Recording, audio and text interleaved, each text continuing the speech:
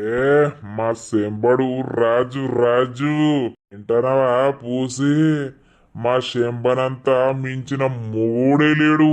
దీనికి ఇంత దాయిపియవచ్చు మల్లిగానికి. ఈ మల్లిగాడ అవుతలేడు ఇక శంభన్ గురించి.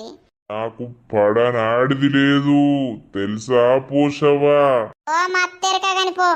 మంచిగా తాగిర్రు, మీకు ఏం ఏర్పడుతుంది? చూసినావురా మల్లిగా ఏమంటాంది. ఓ పోసవ్వా చూడు చూడు చూడు పోసవ్వా మా శంబయ్యను చూడు. శంబయ్య కావాలనంటే ఇంటొచ్చి చూడు.